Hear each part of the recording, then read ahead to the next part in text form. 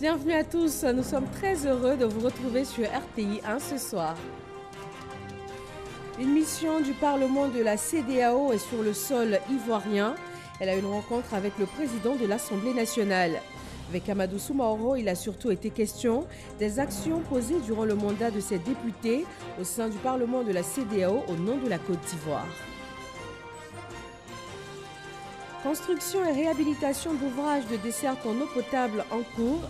Nous sommes dans le district d'Abidjan où environ 155 sous-quartiers manquent d'eau potable. Le ministre de l'Hydraulique, Laurent Tchagba, annonce la fin du calvaire pour ce mois de février. La floraison de petits supermarchés dans les différentes communes du district d'Abidjan, lieu et place des boutiques de quartier. Un changement majeur dans les habitudes de consommation. Quels avantages pour le consommateur? Qu'est-ce que cela implique dans le paysage économique? C'est le sujet au cœur du dossier EcoPlus de ce 20h.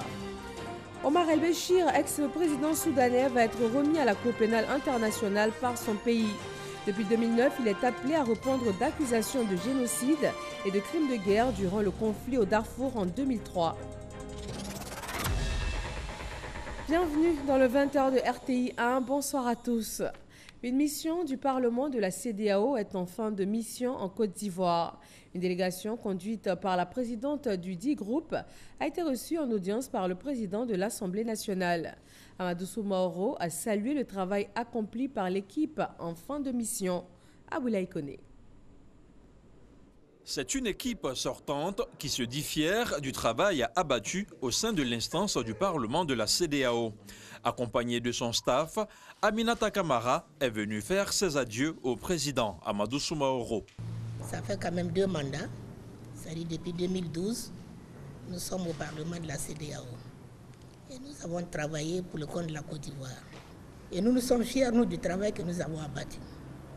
Alors c'était normal avant de partir que nous venions voir le président Amadou Soumaoro, pour dire que même si nous ne sommes pas au Parlement, il peut toujours compter sur nous pour l'expérience que nous avons eue au niveau du Parlement de la CEDEAO.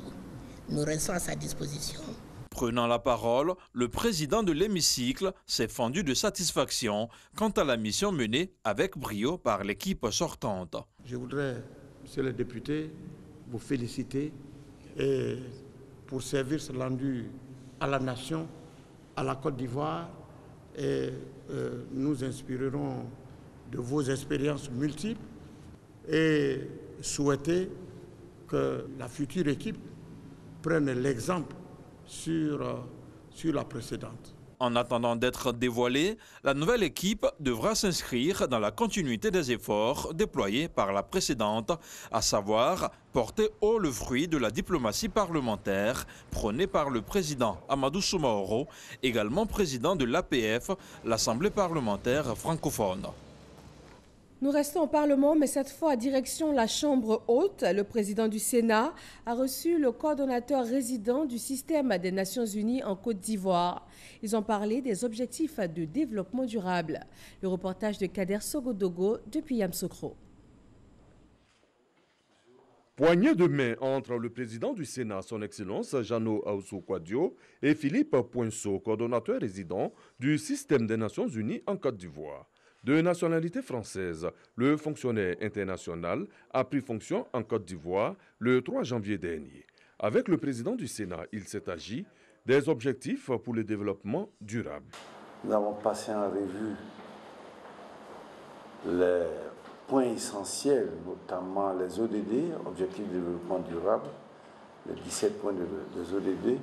Le président Ouattara est actuellement en Éthiopie, à Addis Abeba, dans le cadre de l'agenda 2063 de l'Union africaine, où on parle toujours des objectifs de développement, l'agenda des pays africains. Comment harmoniser cela? Le rôle du Sénat, bien sûr, est très important à ce niveau pour s'assurer que les bonnes décisions soient prises au bon niveau pour avoir un impact sur la vie des populations dans tous ces domaines, que ce soit les domaines économiques, sociaux, environnementaux. À la suite du PNUD, c'est le coordonnateur général de l'ONG internationale Youth Fellowship, Lee Jun-hyun, qui est reçu. En ligne de mire, un projet de formation des sénateurs ivoiriens sur le thème « L'éducation au changement de mentalité ». L'appui institutionnel du Sénat est aussi au centre des échanges. La rentrée parlementaire est prévue pour le mois d'avril. D'ici là, le président du Sénat, son Excellence Jano Ahoussou-Kouadio, reste concentré sur un seul objectif, la diplomatie parlementaire. Dans le district d'Abidjan, 155 sous-quartiers connaissent des problèmes d'adduction en eau potable. Suite à une visite de terrain, le ministre de l'Hydraulique a assuré que l'eau potable sera disponible dans tous ces ménages avant la fin de ce mois de février. Frédéric Oulaï et Eugène Atoubé. Williamsville, commune d'Adjamé. Au quartier Makassi, les habitants accueillent le ministre de l'Hydraulique. Les échanges portent sur la pénurie d'eau que vit ce quartier depuis plusieurs mois. Ironie du sort, il a plu ce jour-là. Et comme Dame Alima, les habitants se sont empressés de faire avec l'eau sale tombée du ciel une bonne réserve. Une aubaine pour ces hommes et ces femmes harassés de cette situation d'absence d'eau potable dans leur quartier. On se lève à 4 heures, 2 heures pour aller chercher l'eau à Djamé, à Bobo. On paye le bidon à 50. Celui qui transporte pour venir, il prend 100 francs pour venir. Ça fait 150. Chaque jour, on se lève pour aller chercher de l'eau. 1 heure, 2 heures, là, ça ne nous arrange pas. Les femmes là même se croisent avec des bidons vides. Elles ne savent même pas où il faut trouver de l'eau. Le château qui est à côté. Donc nous, on est surpris de ne pas avoir de l'eau ici. Selon le ministre de l'Hydraulique, 155 sous-quartiers identifiés dans le district d'Abidjan souffrent de la pénurie d'eau potable ou de sa rareté, en dépit des nombreux efforts de l'État de faciliter l'accès à l'eau potable des populations par la construction et la réhabilitation des ouvrages de desserte. Face à des populations qui veulent comprendre, Laurent Tchagba a expliqué les problèmes techniques à l'origine des pénuries en zone urbaine et périurbaine. Le gouvernement et particulièrement le président de la République, le Premier ministre, ont donné des instructions pour qu'on prenne des dispositions pour adresser ce problème rapidement. Si les populations des secteurs Makassi et Sodessi ont été édifiées par les explications du ministre de l'Hydraulique, elles restent préoccupées par la situation de pénurie et pressées de voir à nouveau l'eau couler dans les robinets. Dans ces quartiers surpeuplés, plusieurs habitations utilisent un même compteur d'eau, favorisant la fraude sur les branchements. Ici à Williamsville, bidon d'eau de 25 à 100 francs. En tout cas, si le ministre a pu faire quelque chose pour nous, ça va nous arranger. À partir du 1er mars, nous allons démarrer les travaux pour que, au plus tard fin septembre, 70% des travaux soient réalisés pour que les populations ne puissent pas être dans la souffrance au niveau de la desserte en eau potable à Abidjan. En attendant la réparation des forages en panne et des canalisations défectueuses dans les secteurs d'habitation Makassi et Sodessi, les populations vont bénéficier d'une desserte en eau potable à partir de camions citernes. Du côté de la côtière, il ne s'agit pas d'infrastructures hydrauliques, mais de réhabilitation de la route. Des projets en cours pour faciliter les déplacements en attendant le démarrage des travaux de l'autoroute Abidjan-San Pedro. Le Premier ministre Amadou Gon Coulibaly est attendu du 13 au 15 février dans la région du Bouaklé. Sam Konan, notre correspondant dans la région, a pratiqué ce matin la côtière sans reportage. Des machines déployées, des camions bernes chargeant du sable pour fermer les trous. Nous sommes sur la côtière San Pedro Abidjan. Depuis 2 semaines, à la faveur de la visite du travail du Premier ministre Amadou Gon Coulibaly dans la région du Bouaklé, des travaux de réhabilitation de la chaussée ont lieu, à la grande joie des usagers. Avant, on mettait 3 heures du temps pour arriver à Sandra. Aujourd'hui, on fait 1h30. C'est un peu mieux. Ouais, c'est mieux comme ça qu'avant. Avant, c'était les trous. Si route même un camion s'enfonce. Donc pour le moment, c'est un peu bon. On a des gens bruit, on ne voit pas camion passe pas ici à Abidjan. Je passe à Gabiadi, Miadi, aller Choubri, Abidjan. On va remercier le Premier ministre. Il a rentré de faire un peu route pour nous. On va le remercier. Selon le chef de projet de l'entreprise en charge des travaux, il s'agit dans l'urgence de fermer les trous en attendant de mettre du bitume et démarrer les travaux de construction de l'autoroute San Pedro-Abidjan. Dans le cadre de la visite du Premier ministre, nous faisons actuellement des rechargements. Nous travaillons franchement dans de mauvaises conditions à cause de la pluie, mais nous faisons de notre mieux pour pouvoir assurer le passage. Et juste des rechargements pour fermer les trous pour que le Premier ministre puisse venir avec ses membres. Après ces travaux que nous sommes en train de faire actuellement, les travaux d'urgence, vont commencer les vrais travaux maintenant concernant cette voie, la fin du bitume et les autres. Pour les populations vivant tout le long de la côtière, cette visite de travail du Premier ministre Amadou Gon Coulibaly est un signe d'espoir. On parle maintenant de marché financier et d'harmonisation de la fiscalité. Le forum sur le marché des capitaux de l'UEMOA a clos ses travaux ce mardi après-midi. Il en ressort la nécessité pour les pays membres de l'UEMOA d'élargir la base des investissements afin de rendre le marché boursier plus attractif et également plus compétitif. Francis Boifo. Elle a permis de lever en 2019 plus de 1620 milliards de francs CFA à travers des emprunts obligataires et des opérations sur des titres pour financer les besoins des États et des entreprises. La Bourse régionale des valeurs mobilières BRVM enregistre 46 sociétés cotées avec une capitalisation boursière de plus de 4 700 milliards de nos francs. Beaucoup de progrès ont été réalisés et il y a un potentiel considérable d'accélération du développement des marchés des capitaux pour financer l'économie réelle à la fois en Côte d'Ivoire mais surtout de la sous-région. Ça, je crois vraiment à ça. La composante sur laquelle j'ai plus d'espoir, c'est le développement de la dette privée. La dette souveraine est déjà bien développée, avec une certaine liquidité. Pour rendre le marché boursier régional plus attractif et compétitif, les participants à ce forum souhaitent que l'écosystème de financement soit amélioré en transformant les faiblesses en opportunités. Nous avons une épargne faible dans notre espace. Nous sommes obligés aujourd'hui de solliciter les autres pour financer nos besoins de développement. Et cela débouche naturellement sur une aggravation de l'endettement. Deuxième faiblesse, c'est que nos entreprises ne sont pas encore très bien préparées à s'engager dans le financement par la bourse, le financement par le CREPMF, à accéder au marché financier.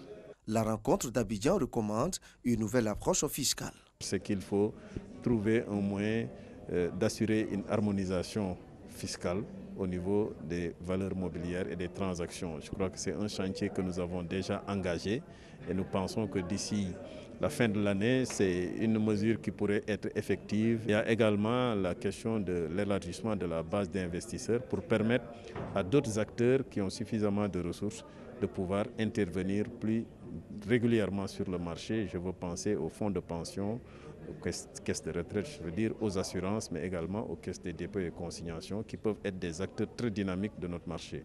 Cette batterie de mesures devrait booster la croissance du marché boursier régional. 7 500 milliards de francs CFA mobilisés sur ce marché entre 1998 et 2019 pour financer les projets des États et 2 500 milliards pour le financement des entreprises sur la même période. Dans le domaine de la distribution, depuis quelques années, les boutiques de quartier font place aux supérettes. L'ouverture en série de magasins de proximité vient redessiner le visage commercial d'Abidjan. Des supérettes s'implantent à des points stratégiques tels les quartiers résidentiels, les grandes voies, la proximité des écoles ou encore les quartiers administratifs. EcoPlus s'intéresse ce mardi à ce changement d'habitude de consommation et c'est un dossier de Lanciné Bakayeko.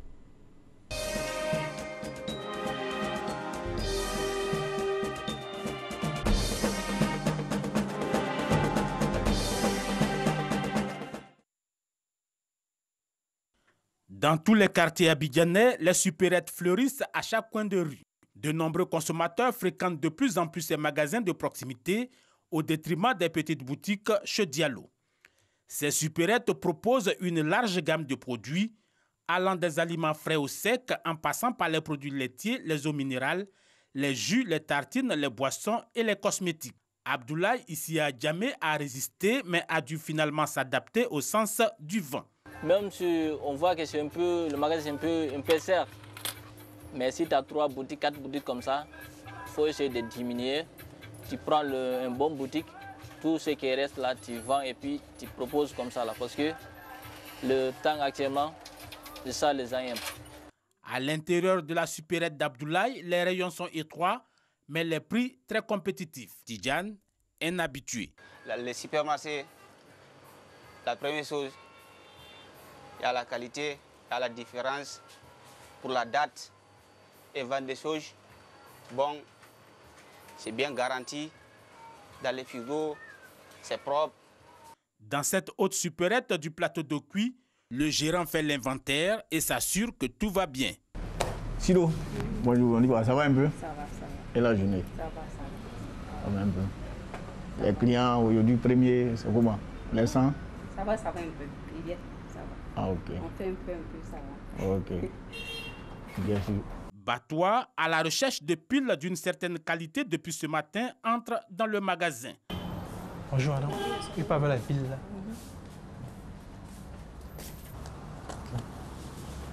Je veux faire la supérette parce que c'est encore plus sûr et puis encore un peu moins cher, quoi. Moi c'est ça, quoi. Moi c'est ça. Le succès des supérettes est indéniable, mais il faut être mieux organisé pour tenir la concurrence. Les difficultés, il faut dire qu'on en a beaucoup, hein. Là, on en a beaucoup, les supermarchés. Surtout quand tu es seul, c'est pas facile. Avec les charges, les impôts, vraiment, c'est pas facile. Des vitrines modernes avec une offre de services diversifiée, cela a forcément un coût auquel il faut ajouter des loyers plus élevés, sans oublier la logistique d'approvisionnement, en l'occurrence les camions de livraison. S'il y a des comptes, comme on appelle, des banques qui peuvent octroyer du crédit, puis qu'on essaie de travailler et rembourser ces gens de crédit, je pense que c'est très bon. Mais bon. À côté de ces difficultés, les opérateurs du secteur sont appelés à être plus regardants sur les exigences de la profession. Produits mal entretenus, rayons souvent poussiéreux, produits périmés, le secteur a besoin d'un contrôle beaucoup plus accru. Malgré tout, le ministère en charge du commerce se félicite de la modernisation de l'activité. Et aujourd'hui, la politique commerciale de l'État, c'est d'amener les commerçants qui sont dans l'informel à sortir de l'informel. Nous accompagnons ces commerçants, nous accompagnons les structures qui veulent sortir des traditionnels échanges à la modernité. Il est carrément impossible de donner le chiffre exact de supérettes que compte la ville d'Abidjan. Mais cette multiplication des supérettes est vue également comme une aubaine pour les associations de consommateurs. Le développement du commerce de proximité est une excellente chose pour les consommateurs que nous sommes parce qu'il demandera moins d'énergie pour s'approvisionner. Et quand ce développement est accompagné d'une amélioration de la visibilité de ces points de vente, c'est encore très bien. Mais il est important que toute cette visibilité et puis cette prolifération soit accompagnée également du respect de la réglementation en matière de commerce, notamment l'affichage des prix. Pour cet économiste, ce nouveau créneau emprunté par le commerce de proximité est une véritable niche de ressources pour l'État, notamment en matière de recettes. Le fait que ces activités se formalisent représente vraiment un grand avantage pour l'État, parce que cela pourrait permettre à l'État de pouvoir les taxer facilement et aussi, en tout cas, augmenter ses recettes. Parce que, vous savez, le secteur informel, selon les estimations du Fonds monétaire international, contribue pour 30 à 40% au PIB du pays. De bonnes raisons de bien organiser ces supérettes afin d'en faire une véritable source d'emploi pour les jeunes. Un dossier de Lansine Bakayoko consacré à la floraison de petits supermarchés dans les quartiers. Des difficultés certes pour les opérateurs, mais un changement qui n'est pas sans avantage pour le consommateur. Passons à cette transmission de charge à la tête du conseil d'administration de la Société nationale des opérations pétrolières de Côte d'Ivoire. Nommé en conseil des ministres le 5 février dernier, Joachim Begré endosse son nouveau costume de PCA de Petrosi. Nadia Eja et Lansine Bakayoko. Monsieur le Président, voici les dossiers que vous trouvez et que j'ai grand plaisir à vous remettre. Par ces mots, Joachim Begré est officiellement installé dans ses fonctions de président du conseil d'administration de la Société nationale d'opérations pétrolières de Côte d'Ivoire, Petrosi. Il succède à Daniel Niani, actuel maire des Grands Laou, qui part avec un message de reconnaissance à l'endroit de ses collaborateurs. Je voudrais remercier la direction générale et tout le personnel pour l'activité qu'ils conduisent chaque jour en vue de mettre à la disposition de notre pays l'énergie de bonne qualité, abondante et à bon marché. C'est le 5 février dernier que le nouveau président du conseil d'administration, Joachim Begré, a été choisi en conseil des ministres comme représentant du président de la République au sein de cette entreprise pétrolière. Je viens avec un regard extérieur pour aider à donner la meilleure qualité possible d'énergie de Côte d'Ivoire. Je suis à la disposition du conseil d'administration, de la direction générale et de toute l'entreprise. Notons que Joachim Begré est journaliste de profession, par ailleurs maire de la commune de Jacquesville. Sa localité est le principal bassin pétrolier en Côte d'Ivoire. Le pays produit en moyenne 37 179 barils jour, essentiellement en offshore. En santé, la prise en charge du couple mère-enfant en première ligne des actions issues de la coopération Côte d'Ivoire-Japon. Le projet qui vise à améliorer la qualité des soins et l'utilisation des services va durer 5 ans dans les communes d'Abobo et de Cocody. Comment cet appui japonais va-t-il concrètement se matérialiser dans les structures sanitaires et même au-delà? Salimata Dia. Réduit d'ici 2025, le taux de mortalité maternelle qui est de 614 décès pour 100 000 naissances vivantes et le taux de mortalité néonatale qui est estimé à 33 décès pour 100 000 naissances vivantes. Un objectif à atteindre à travers le projet d'amélioration du continuum de soins maternels et néonatales. Le projet est conçu par l'État ivoirien et le Japon à travers la JICA. Ce projet permettra ainsi d'améliorer la qualité de soins à travers la mise en pratique du modèle de continuum de soins en Côte d'Ivoire en se focalisant sur les accouchements normaux dans les établissements de premier niveau basés à Abobo. L'approche de la coopération technique proposée par la JICA vise l'appui à l'autonomie et contribue au développement de la capacité de sorte que les pays bénéficiaires puissent se développer de façon autonome. La prise en charge de qualité du couple mère-enfant doit être une priorité sanitaire selon les partenaires au développement. Soyez rassurés de la détermination des partenaires à accompagner le ministère de la Santé et de l'Hygiène publique dans cette dynamique d'extension des moyens probants et des interventions efficaces qui, à terme, verront que la tendance est à la baisse et de manière inéluctable de la mortalité de la mère, de l'enfant et du nouveau-né. Le ministre de la Santé et de l'Hygiène publique a souligné l'importance de réussir ce projet qui va améliorer les indicateurs en matière de santé du couple mère-enfant. Vous conviendrez avec moi que le parcours ainsi défini n'implique pas uniquement des dispositifs infrastructurels et logistiques, mais aussi, et même plus, il implique un dispositif environnemental humanisé, empreint d'amour.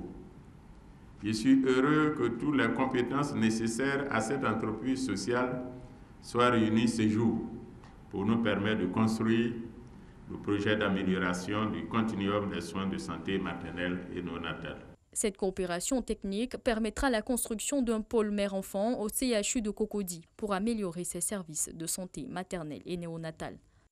En politique, c'est à Béoumi, ville du centre de la Côte d'Ivoire, que le RHDP a présenté officiellement ses nouveaux délégués préfectoraux. Ils sont une centaine et ils ont désormais en main leur feuille de route. Makourian Doumbia et Kader Sogodogo. Terrain Goli de Béoumi, ambiance des grands jours à l'occasion de la présentation officielle de nouveaux adhérents au Rassemblement des oupouettistes pour la démocratie et la paix, RHDP. Une rencontre politique qui sonne la mobilisation et entretient la flamme militante pour les joutes à venir. Une centaine de nouveaux militants représentés par leurs délégués préfectoraux ont été mis en mission dans le département de Béoumi pour élaborer une bonne stratégie de terrain pour la victoire du RHDP à la présidentielle de 2020. Le coordonnateur régional Sidi Tiemoko Touré a rappelé aux nouveaux adhérents que les propos de paix doivent rester leur cheval de bataille. Tout cela doit se dérouler dans la cohésion, surtout la fraternité. Je le disais, nous sommes riches de nos différences. Donc rien ne peut nous opposer, d'autant plus que l'intérêt commun, qui est celui des populations, c'est le développement. Et le RHDP a vraiment toutes les cartes en main pour pouvoir faire la démonstration que c'est ce parti qui est véritablement le plus habilité pour diriger la Côte d'Ivoire. Kouadio Bertin, sénateur représentant le patron de la cérémonie, Jano Aoussou Kouadio, est revenu sur les idéaux chers au RHDP, cohésion, paix et dialogue pour le développement de la Côte d'Ivoire. Chers parents, le président m'a chargé de venir vous dire que votre responsabilité est énorme. Il faudrait que vous parlez à vos enfants. Il faudrait que vos enfants soient unis. Ne nous divisons plus. Au terme de la cérémonie, le ministre Sidi Tiemoko Touré a offert 10 motos aux jeunes de la région pour leur permettre d'œuvrer efficacement au développement de la région de Bouéké. L'exhortation à la paix et la cohésion également au centre de cette mission dans les Grands Ponts. Le coordonnateur du RHDP est allé à la rencontre des chefs et des cadres du peuple haïti, Sidonie Davila.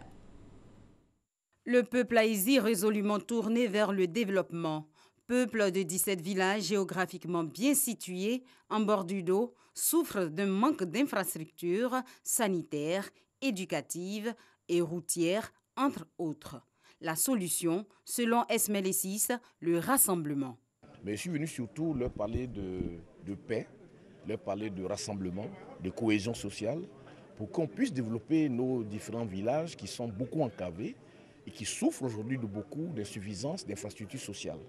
Aujourd'hui, le plan social du gouvernement est pour toute la Côte d'Ivoire et nous devons ensemble, entre les cadres de ces villages et les chefs, se retrouver pour voir comment nous pouvons tirer profit de ce plan social du gouvernement. À l'issue des échanges avec la chefferie et les cadres haïti, le coordonnateur du RHDP des Grands Ponts a reçu le soutien et la bénédiction de ses parents pour mener à bien ses missions dans la région. Nous sommes heureux. C'est même avec une liesse, une allégresse que nous accueillons notre fils. Et comme il nous l'a dit, il nous a promis des rencontres ultérieures, nous les attendons pour des échanges plus profonds. Le peuple haïti, précurseur du Mapuka, fait partie des grands groupes de la région des Grands Ponts. Pour l'occasion, le coordonnateur du RHDP était accompagné d'une délégation forte des fils de cette région. Le maire de Jacquesville, le député de Dabou et le sénateur des Grands Ponts. Les femmes du RHDP tiennent elles aussi à faire partie de ce vaste mouvement de sensibilisation à la paix et au vivre ensemble. Le mouvement Femmes bénévoles a été investi à Miméité et à Boussanego. Ce sont les FBI. Entendez, les femmes bénévoles ivoires. Elles sont mobilisées pour le triomphe du rassemblement des oufouettistes pour la démocratie et la paix. Une forte mobilisation marquée par l'investiture de Fatoumata Sylla. Les Ivoiriens sont en paix aujourd'hui. Il est temps de se lever et aller sur le terrain. Il est temps de parler du président de la République, n'importe où vous vous retrouvez. Reconnaissante de toutes les actions de développement du président de la République Alassane Ouattara, les femmes bénévoles ivoires s'engagent à œuvrer pour le rayonnement du RHDP. Leur astuce, la communication interfemmes sur toute l'étendue du territoire national. De mettre en exergue et en évidence la qualité, le travail au constant du président de la République. Alassane Ouattara ne discute pas, mais il travaille avec une certaine méthodologie qui rime avec Félix Houphouët-Boigny. Félix Houphouët-Boigny, le premier homme à avoir obtenu la notion, le prix de paix. Regardez les ponts, regardez les écoles, regardez l'eau dans les villages, regardez les châteaux d'eau. Les femmes bénévoles ont bénéficié du soutien du député Sylvain Immense. À quelques mois de l'élection présidentielle d'octobre prochain, les femmes bénévoles ivoires entendent occuper le terrain pour sonner la mobilisation et le rassemblement autour du RHDP. Objectif, faire gagner le rassemblement des oufouettistes pour la démocratie et la paix dès le premier tour. Même objectif pour le mouvement Force Politique 2015 qui a récemment présenté son bilan au titre de l'activité 2019, des activités dominées par la sensibilisation à la paix, au vivre ensemble et au développement. Ahmed Traoré et Herman Guivet nous font le point de cette cérémonie. Ce dîner-gala a été une opportunité pour le mouvement politique Force 2015 de faire un tour d'horizon de l'actualité socio-politique en Côte d'Ivoire. Le président de ce mouvement, Charles Niaouré, a salué les efforts déployés par le chef de l'État en faveur de la paix et du développement, puis a énuméré les actions de sa structure pendant l'année écoulée. Pour venir donc faire le point de l'année 2019, une année qui a été marquée de beaucoup d'activités pour la Force 2015, une année marquée par beaucoup d'engagement de la Force 2015, mais une année surtout où nous avons démontré que notre mouvement est un mouvement populaire, est un mouvement sur lequel le RHDP peut compter. Charles Niaouré a aussi évoqué les perspectives de son mouvement pour cette année 2020. Pour les batailles qui arrivent. Et dans le cadre de ces batailles qui arrivent, et donc dans les perspectives de 2020, nous nous donnons pour mission d'aller dans les contrées les plus reculées, dans les villes et localités de ce pays, pour aller sensibiliser et mobiliser les populations à s'établir les pièces nationales d'identité, à se faire inscrire sur la liste électorale, mais surtout à devenir des électeurs pour le RHDP. Le président du mouvement Force 2015 veut contribuer à la victoire du RHDP aux échéances électorales. L'actualité au Soudan pour terminer, Omar El-Béchir, ancien président, va être remis à la Cour pénale internationale. C'est depuis 2009 qu'il est appelé à répondre d'accusations de génocide, de crimes de guerre durant le conflit au Darfour en 2003, avec des insurgés issus de minorités ethniques s'estimant marginalisés. Omar El-Béchir est incarcéré à Khartoum depuis sa destitution en avril 2019. Et c'est tout pour ce soir. Merci de nous suivre sur RTI 1 et sur RTI.ci. Bonsoir et à demain.